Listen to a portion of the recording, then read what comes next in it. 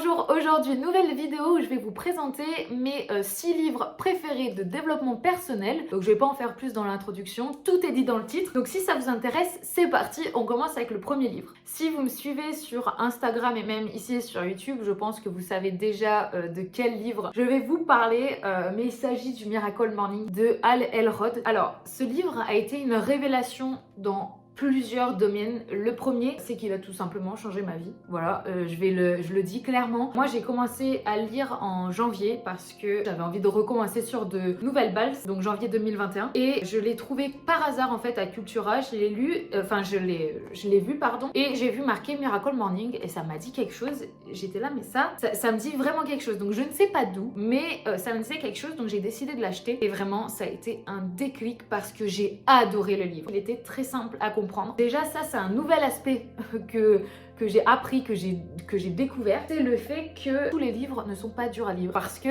en fait moi, de par l'école, en fait le lycée, le collège, etc., on nous oblige à lire des livres, ce qui est, bon, on va dire normal. Et du coup à chaque fois ce n'était pas du tout mon choix de lire ces livres-là. Je les trouvais inintéressants. Donc quand je me forçais à les lire et qu'en plus je ne comprenais pas parce que le langage était trop soutenu, c'était ancien, c'était un vocabulaire qui était vraiment trop riche et trop soutenu pour moi, je ne comprenais pas le livre, pardon. Donc c'était compliqué pour moi de me dire j'ai envie de lire, j'adore lire en fait parce que c'était la seule vision que j'avais des livres, à part aussi les romans comme par exemple j'avais lu Divergente, Labyrinthe, voilà, mais c'était très occasionnel.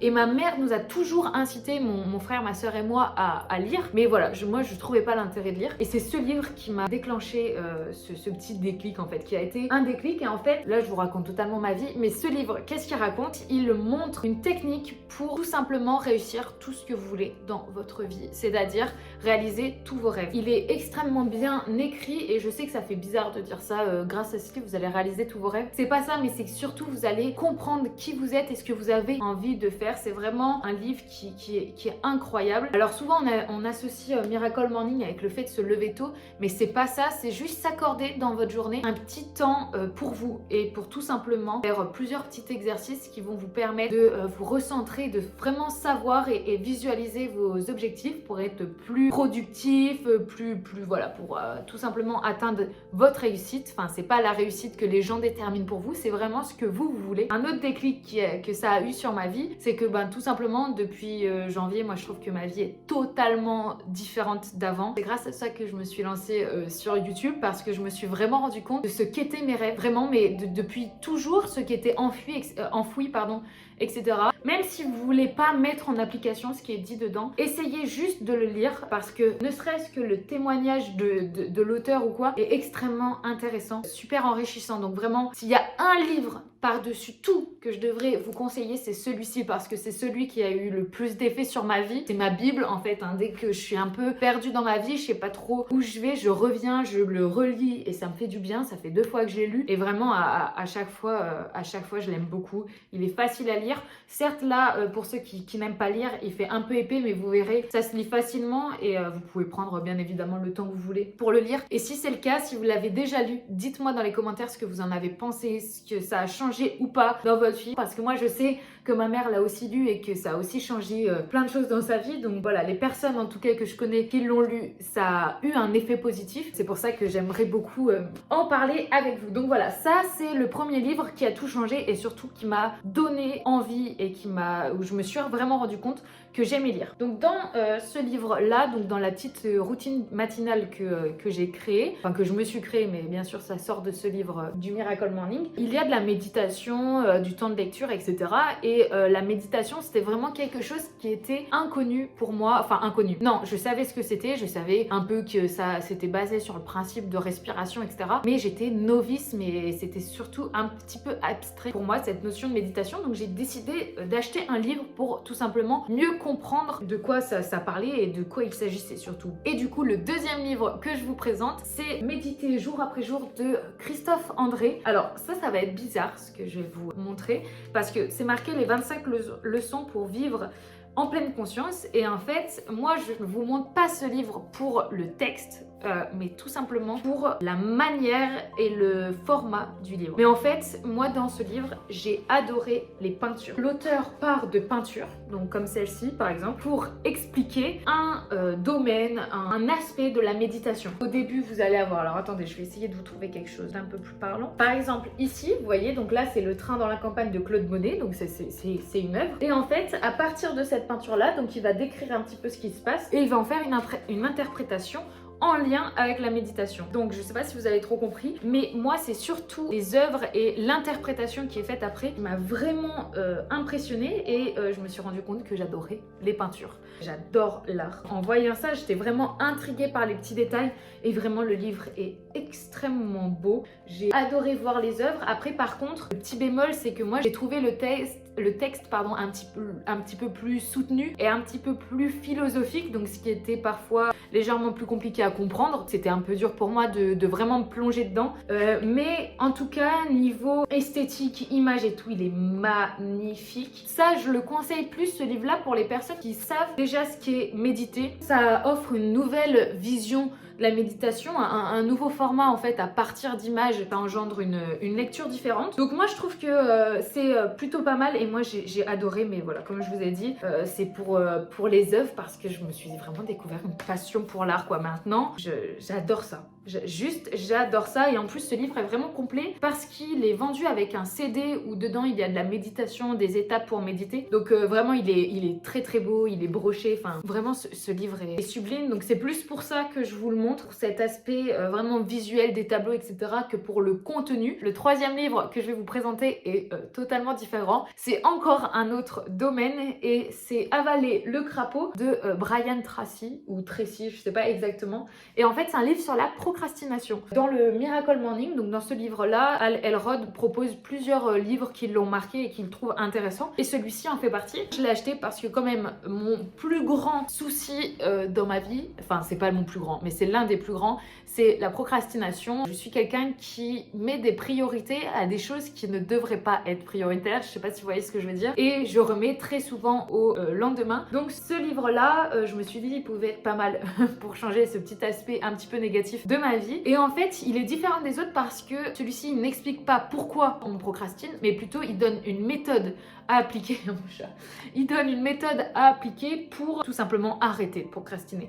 Ce qui est super intéressant parce que ça va droit au but. En fait, on perd pas du temps. Il est pas très épais comme livre et surtout, vous voyez, il n'y a pas énormément de texte dedans. Il est très efficace. En fait, c'est vraiment ça, il est efficace. Et à la fin de chaque chapitre, vous voyez, vous avez un petit résumé comme ceci, ce qui fait que une fois que vous avez fini de le lire, si vous voulez, vous pouvez relire que les petits résumés. Vous avez déjà en fait tout le livre qui est compris quoi. Et du coup, il est extrêmement intéressant et surtout très efficace. Moi, je l'ai utilisé pour mes projets personnels et aussi pour passer mes partiels. Et vraiment, il est extrêmement efficace. Donc c'est pour ça, pour les gens qui se reconnaissent dans la procrastination, foncez parce que ne serait-ce que, même si vous ne mettez pas en application, encore une fois, c'est comme le Miracle Morning, juste savoir en fait qu'il y a la possibilité de rendre les tâches beaucoup moins pénibles à faire parce que souvent c'est ça, on repousse les tâches les plus grosses et les plus lourdes loin parce qu'on n'a pas envie de les attaquer et ce livre vous explique comment faire pour tout simplement réaliser ces grosses tâches. Donc voilà, un livre très intéressant, pas très épais, même pour les gens voilà, qui n'aiment pas trop lire,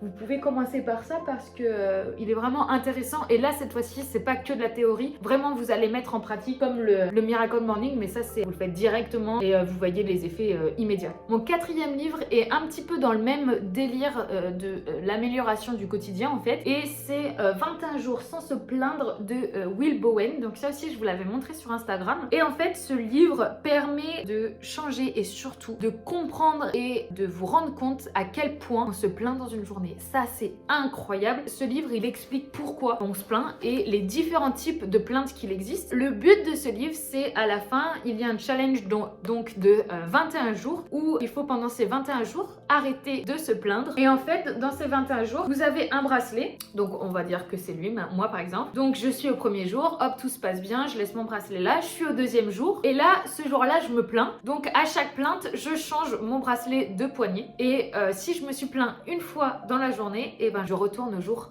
1. Donc moi, autant vous dire que je n'ai pas réussi à atteindre les 21 jours, mais je pense que je relirai ce livre et j'essaierai vraiment de le faire, mais ça a été très compliqué.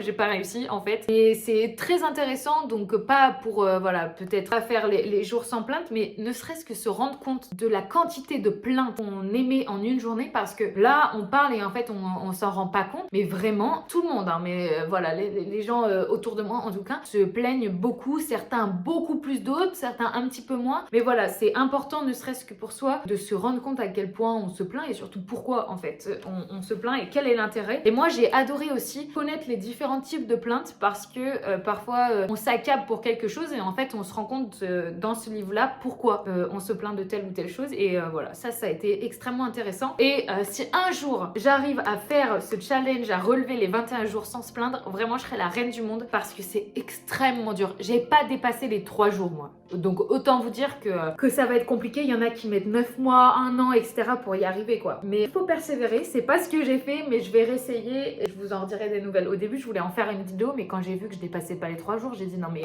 la vidéo, elle va sortir dans 2 ans, quoi, tellement j'y arrive pas. Mon 5e livre est un petit peu plus particulier et encore une fois dans un autre domaine, et c'est les 5 blessures qui empêchent d'être soi-même de Lise Bourbeau. Le livre est extrêmement intéressant, mais il peut être un petit peu plus difficile à lire parce que il revient dans le passé. En fait, c'est vraiment une rétrospection du passé qui est fait dans ce livre. Et en fait, ce livre raconte qu'il existe donc 5 types de blessures, donc trahison, injustice, abandon, humiliation et rejet, et qu'on a tous vécu l'une ou plusieurs de ces blessures dans notre enfance, dans notre vie, et qu'en fait, de par ces blessures, on a créé des masques selon les blessures afin de nous protéger. Mais tout ça, c'est inconscient. Ça permet vraiment de comprendre pourquoi, dans cette situation et avec telle ou telle personne, on réagit de cette manière. Voilà, moi souvent je me suis posé la question, pourquoi quand cette personne me parle, je réagis comme ça? Pourquoi je suis hostile alors que si quelqu'un d'autre m'avait dit la même chose, je ne réagirais pas de la même manière? Donc c'est vraiment extrêmement intéressant et surtout je me suis rendu compte de l'effet de ces blessures sur le corps humain parce qu'il y a vraiment une relation entre les deux, entre les blessures et le corps humain, les grosseurs à tel ou tel endroit, la maigreur, le type de morphologie, voilà, il y a vraiment un lien avec les blessures qui est expliqué dans ce livre-là. Grâce à ce livre, on peut voir les blessures des autres et donc comprendre pourquoi, quand moi je lui ai dit ça, il a réagi de telle ou telle manière et c'était tout simplement parce qu'il portait ce masque-là en fait. Donc je sais pas si vous comprenez et du coup c'est vraiment intéressant mais voilà, je peux comprendre que parfois ce soit un petit peu dur pour certaines personnes parce que il faut tout simplement revenir dans le passé, mais vraiment intéressant, très bien expliqué, très facile à comprendre. De toute manière, tous les livres que je vous montre là sont extrêmement faciles à comprendre, un peu moins celui sur la méditation comme je vous ai dit tout à l'heure, mais les autres, que ce soit les 21 jours sans se plaindre ou Avaler le crapaud, extrêmement facile à comprendre et surtout à mettre en pratique. Mais voilà, celui-ci, il est intéressant et c'est vraiment pour tout le monde parce que on a tous des blessures différentes, même si on ne s'en rend pas compte, pardon. Si vous voulez en apprendre davantage sur vous et comprendre pourquoi vous réagissez dans ce cas-là, vraiment, il est très intéressant. Et elle a écrit un autre livre qui s'appelle Écoute ton corps et il faut aussi que je le lise parce que à ce qui paraît c'est aussi une tuerie, donc voilà, très intéressant ce petit livre. Le 6e et dernier livre que je vais vous présenter, c'est un livre que je suis encore en train de lire, que je n'ai pas fini, mais j'en suis à plus de la moitié et je peux d'ores et déjà vous dire que je l'adore, que vraiment c'est il est vraiment très bien et très enrichissant. Donc en fait, après avoir lu ce livre, qui est du coup les 5 blessures que je viens tout juste de vous montrer, c'est le dernier livre que j'ai fini. J'avais besoin d'un petit peu plus de légèreté et surtout j'avais besoin d'un livre qui parlait d'amour, de couple, voilà, je sais pas, moi je suis quelqu'un qui suis passionnée par l'amour, qui suis une amoureuse de l'amour, voilà, tout simplement, j'adore ça, j'adore entendre des témoignages sur l'amour, sur les gens qui s'aiment, lire des livres sur ça, des romans. Donc voilà, là j'avais besoin de lire un livre toujours dans le développement personnel, mais plus voilà, tourné vers le couple. Et du coup, j'ai trouvé ce livre, donc Les couples heureux ont leurs secrets, les 7 lois de la réussite de John Gottman. Donc c'est un livre qui a été cité dans ce livre-là. Il y a une liste de livres que Hal Elrod aime bien et qui lui ont servi dans la vie. Et du coup, voilà, celui-ci en faisait partie. Et j'adore ce livre. ce livre. Pourquoi? Parce que il ne juge aucun couple. En fait, John Gottman est un professeur de psychologie qui a fait une expérience sur plein de couples totalement différents, que ce soit des jeunes couples mariés, des couples avec enfants, des couples sans enfants, des couples de personnes âgées, des couples de 40, qui ont 40 ans, enfin bon bref, plein de types de couples et en fait il a grâce à cette étude-là réussi à déterminer 7 lois qui permettent à un couple de garder cette flamme en fait, cet amour, ou de faire ressusciter cette flamme-là en fait. Et c'est extrêmement intéressant parce que l'auteur ne se concentre pas sur toutes les petites négativités qui vont faire qu'un couple se dégrade, donc les choses à ne pas faire, mais plutôt il se concentre sur les choses à faire, les choses positives pour tout simplement entretenir et rendre vivant en fait cet amour. Et moi c'est ça que j'adore parce que en plus dans ce livre il y a des petits exercices très courts que vous pouvez faire seul, en couple ou voilà avec d'autres personnes qui vous permettent de mieux connaître votre partenaire et surtout mieux vous connaître vous afin de comprendre ce dont vous avez besoin tout simplement dans votre relation. Et ce qui est bien, vraiment ce qui est super bien dans ce livre, c'est que l'auteur enlève tous les préjugés qu'il existe sur les couples. Moi je me suis vraiment rendu compte en lisant ce livre qu'on a tous une vision différente des couples selon les influences, selon notre entourage, enfin vraiment on a tous des visions différentes. Et moi à chaque fois, par exemple à titre personnel, je me disais mais c'est bizarre, est-ce que c'est normal que moi je réagisse comme ça alors qu'en fait les couples que je vois autour ne réagiraient pas du tout de cette manière-là, etc. Et souvent on se pose la question et se dit mais est-ce que c'est normal comment moi je réagis en fait? De lire ce livre permet tout simplement d'englober tous les couples en disant qu'il n'y a pas une manière d'être en couple, qu'il y a différentes manières d'aimer et de se comprendre, différentes manières aussi de communiquer, et qu'on peut aussi comprendre les personnes qui ne veulent juste pas parler, etc. Donc c'est extrêmement intéressant, ça englobe comme je vous ai dit tout type de couple et ça enlève et ça détruit surtout les préjugés comme par exemple tous les hommes sont faits pour tromper les femmes, ce qui est totalement faux, mais dans notre société c'est souvent ce qu'on entend quand même, c'est souvent ce qui revient, les hommes c'est des connards, etc., etc. Et ce livre tout simplement remet les pendules à l'heure quoi. Et moi j'ai trouvé ça extrêmement bien de détruire ces préjugés parce que inconsciemment moi je les avais en tête, et le fait voilà de les voir, de lire, etc., de vraiment voir, en fait c'est vraiment basé sur la science, de tout simplement avoir un horizon, une vision différente sur les couples. J'adore ce livre, j'ai hâte de le finir et je pense que quand je l'aurai fini, je le relirai parce que il est extrêmement intéressant. Et si vous connaissez des gens qui sont pas bien dans leur couple, qui ne savent pas exactement pourquoi, ou même des gens qui sont bien dans leur couple, offrez-leur ce livre et même à vous, lisez-le parce que même si vous êtes célibataire, peu importe votre situation, que ce soit en couple ou même pour vos relations avec vos frères, sœurs, vos parents, votre famille, vos amis, etc. C'est intéressant de savoir comment tout simplement écouter mieux l'autre. En fait, c'est un petit peu basé sur ça et être un peu plus attentionné et moins sur la défensive, tout simplement. Donc voilà, ce livre est top. La vidéo est terminée, j'espère qu'elle vous aura plu. J'ai eu un petit peu du mal à être concise sur les livres parce que j'aime tellement que j'avais trop de choses à dire. Mais bon bref, j'espère quand même que ça n'a pas été trop long. N'hésitez pas dans les commentaires à me conseiller des livres de développement personnel ou tout autre livre en fait que vous avez aimé, parce que je suis en permanence à la recherche de nouveaux thèmes, nouvelles lectures, etc. Donc n'hésitez pas. Et aussi, si vous avez lu certains de ces livres ou même tous ces livres, n'hésitez pas aussi à dire votre avis parce que là, bien évidemment, moi je vous ai donné que mon avis personnel, ma vision des choses, mais ça se trouve vous l'avez pas perçu de la même manière. Donc n'hésitez pas à le dire dans les commentaires pour qu'on puisse échanger à ce sujet-là, ça me ferait vraiment trop plaisir. N'hésitez pas aussi à aimer la vidéo parce que comme ça je verrai que ce style de vidéo vous plaît et je pourrais faire un volume 2 ou même d'autres vidéos dans ce style-là. Et si vous avez bien aimé ma personnalité, ma manière de parler, enfin peu importe, n'hésitez pas aussi à vous abonner à la chaîne. Et je vais arrêter parce que là je vous tiens la jambe, c'est une catastrophe. Donc voilà, je vous fais d'énormes bisous, passez une bonne journée et à bientôt dans une prochaine vidéo. Voilà, ciao!